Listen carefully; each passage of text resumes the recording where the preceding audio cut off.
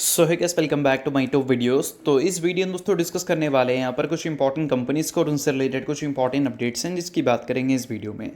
तो चलिए दोस्तों वीडियो की शुरुआत करते हैं। सबसे पहली कंपनी की बात करते हैं। पहली कंपनी का नाम है LTI माइंट्री लिमिटेड।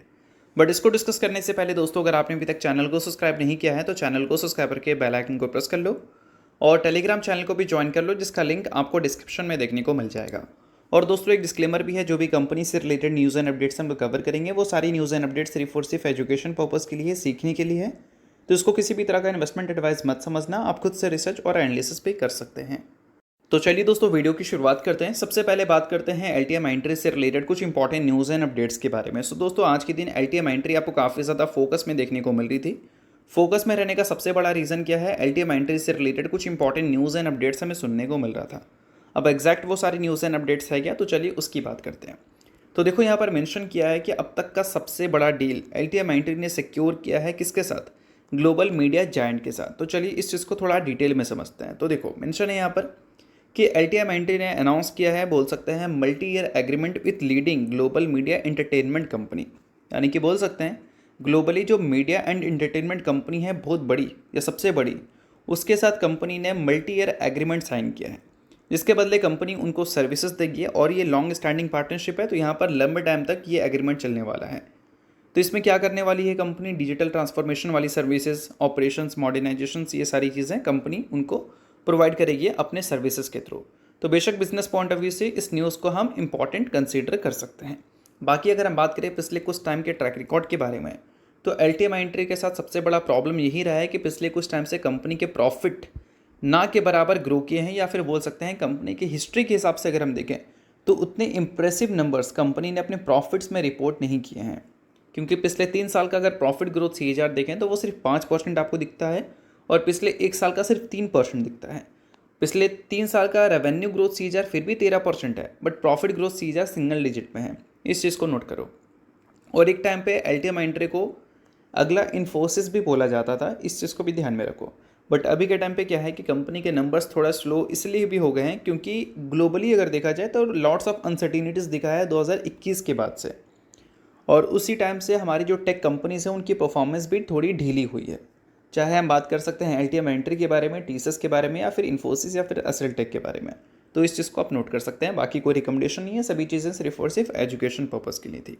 सो अब दोस्तों वीडियो में आगे बढ़ने से पहले बात कर लेते हैं सेबी रजिस्टर्ड टेलीग्राम चैनल के बारे में, जिसको चाहो तो आप ज्वाइन कर सकते हो। अब ज्वाइन करने का सबसे बड़ा बेनिफिट क्या है वो मैं आपको समझा देता हूँ। देखो मार्केट से रिलेटेड जो इंपॉर्टेंट एनालिसिस होते हैं वो आपको यहाँ पर देखने को मिलता है, वो भी बिल्कुल फ्री ऑफ कॉस्ट। उसके अलावा काफ़ी सारी कंपनी के चार्ट्स आपको देखने को मिलते हैं रेगुलर बेसिस पे, जो कि यूट्यूब पे तो अब आपको देखने को मिलेगा नहीं। तो वो सारी चीज़ें आपको टेलीग्राम में ही अपडेटेड देखने को मिल जाती हैं। और इसके अलावा दोस्तों सेबी रजिस्टर्ड टेलीग्राम चैनल है, तो यहाँ पर आपको काफ़ी सारे कॉल्स वगैरह भी देखने को मिलते हैं, जिसका भी बेनिफिट आप ले सकते हैं। पास्ट में जो कॉल्स वगैरह यहाँ पर देखने को मिले थे उसकी परफॉर्मेंस भी हमें काफ़ी अच्छी देखने को मिली थी, जिसको आप चाहो तो नोट डाउन कर सकते हैं।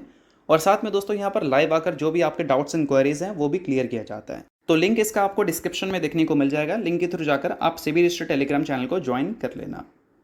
तो चलिए दोस्तों बात करते हैं अगली कंपनी के बारे में। सो अगली कंपनी का नाम है टाटा मोटर्स लिमिटेड। सो दोस्तों आज के दिन टाटा मोटर्स आपको काफ़ी ज़्यादा फोकस में देखने को मिल रही थी। फोकस में रहने का सबसे बड़ा रीज़न है इसकी सबसे इंपॉर्टेंट सब्सिडरी कौन है? Jaguar land rover. और उससे रिलेटेड एक काफ़ी बड़ी अपडेट हमें सुनने को मिल रहा था। अपडेट यहाँ पर यह है कि जैगुआर लैंड रोवर जो है वो रीस्टार्ट करने के लिए पूरी तरह से तैयार है अपनी मैन्युफैक्चरिंग फैसिलिटीज़ को। साइबर अटैक की वजह से कंपनी को एक लंबे टाइम तक प्रोडक्शन को बंद करना पड़ा था, बट अब कंपनी प्रोडक्शन शुरू करने के लिए पूरी तरह से रेडी है। कब से प्रोडक्शन शुरू हो रहा है? तो कल से शुरू हो रहा है, 8 अक्टूबर से। तो इस चीज़ को आप नोट कर सकते हो। और इसके अलावा कंपनी ने अनाउंस किया है कि उन्होंने बोल सकते हैं कैश फ्लो मेंटेन करने के लिए और सप्लायर के साथ पैसे को अच्छी तरह से मैनेज करने के लिए कुछ नए स्कीम्स को भी इंट्रोड्यूस किया है। तो इस चीज़ को आप नोट कर सकते हैं, क्योंकि JLR ये बता रही है, और JLR वो कंपनी है जो टाटा मोटर्स के टोटल रेवेन्यू में 70% से ज़्यादा कंट्रीब्यूट करती है। तो इसके कोई अच्छे न्यूज़ आए या फिर कोई बुरे न्यूज़ आए, दोनों टाटा मोटर्स के शेयर होल्डर के लिए इक्वली इंपॉर्टेंट हो जाता है। तो इस चीज़ को ध्यान में रखना। बाकी कोई रिकमेंडेशन मैं आपको नहीं दे रहा हूँ। इसके अलावा एक और न्यूज़ की भी बात कर लेते हैं। न्यूज़ यहाँ पर यह है कि GST कट्स की वजह से ऑटो सेल्स अगर हम देखें पिछले 9 दिनों का, तो 21% से हमें बढ़ता हुआ देखने को मिला है। अब इसमें टाटा मोटर्स का भी काफ़ी अच्छा कंट्रीब्यूशन दिखा है और आइचर मोटर्स का भी काफ़ी अच्छा कंट्रीब्यूशन दिखा है, और ये दो कंपनी का जो सेल हुआ है वो बाकी सारी कंपनी के कंपैरिजन में काफ़ी ज़्यादा हुआ है। तो लीड कर रही है ये कंपनी सेल्स के मामले में आफ्टर जीएसटी कट। और टाटा मोटर्स के कौन से कार सबसे ज़्यादा बिके हैं तो उसकी डिटेल्स आपको यहाँ पर देखने को मिलेंगे। Q2 के बिजनेस अपडेट जो कंपनी ने रिपोर्ट किया था उसमें पैसेंजर व्हीकल्स का जो वॉल्यूम्स था उसमें अच्छी परफॉर्मेंस हमें देखने को मिली टाटा पंच और टाटा नेक्सॉन की वजह से। और अभी के टाइम पे टाटा नेक्सॉन जो है वो काफ़ी ज़्यादा बिकता हुआ दिखा है आफ्टर जीएसटी कट। अगर सितंबर के महीने की बात करें तो टाटा नेक्सॉन जो है वो पूरे इंडिया की बोल सकते हैं सबसे ज़्यादा बिकने वाली कार बन गई थी। और टाटा पंच की बात करें तो वो आपको 5 स्पॉट पे रहती हुई देखने को मिली थी।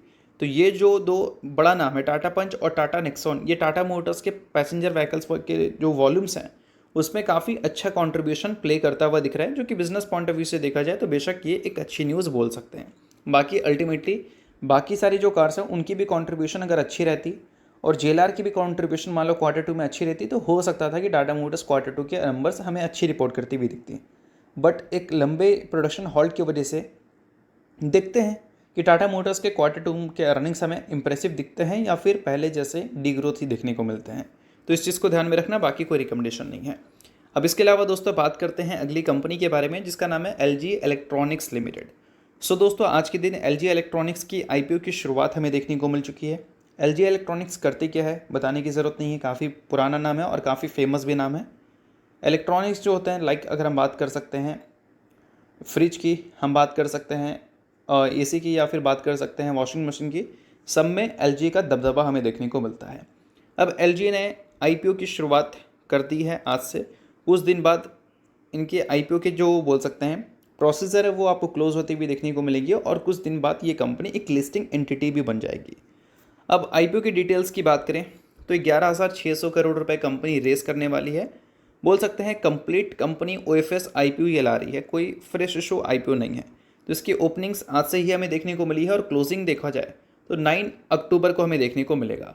और दोस्तों इसके अगर ग्रे मार्केट प्रीमियम की बात करें तो वहाँ पर लोगों का इंटरेस्ट हमें ठीक ठाक देखने को मिल रहा है या फिर अच्छा देखने को मिल रहा है, ऐसा भी हम बोल सकते हैं। अब देखो आप सभी को पता है ग्रे मार्केट प्रीमियम बेसिकली वो लोग देखते हैं जिसको बिजनेस से कोई फ़र्क नहीं पड़ता, उनको बस लिस्टिंग गेन से मतलब है। और वो लोग LG इलेक्ट्रॉनिक्स में काफ़ी ज़्यादा इंटरेस्ट लेंगे क्योंकि इसके अगर हम ग्रे मार्केट प्रीमियम की बात करें तो लगभग 29% अपसाइड हमें देखने को मिलता है। और दोस्तों अगर हम बात करें अभी के टाइम पे जितनी सब्सक्रिप्शन हमें देखने को मिली है वो 0.62 टाइम्स देखने को मिला, यानी कि पूरी तरह से सब्सक्राइब तो हुआ नहीं है, बट हाँ आज तो शुरू हुआ है, आज कल परसों पूरी तरह से सब्सक्राइब हो जाएगा और काफ़ी ज़्यादा ही होगा जहाँ तक मुझे लगता है ग्रे मार्केट प्रीमियम को देखकर। बाकी आपका क्या व्यू है वो मुझे कमेंट में ज़रूर बताना, बट ये कोई रिकमेंडेशन नहीं है, सभी चीज़ें सिर्फ और सिर्फ एजुकेशन पर्पज़ के लिए थी। अब इसके अलावा दोस्तों बात करते हैं अगली कंपनी के बारे में। सो अगली कंपनी का नाम है कैम्स। सो दोस्तों रिसेंटली कंपनी ने अनाउंस किया था कि 10 अक्टूबर को कंपनी बोर्ड मीटिंग कंडक्ट करने वाली है, जिस बोर्ड मीटिंग में कंपनी प्रपोजल रखेगी स्प्लिट का।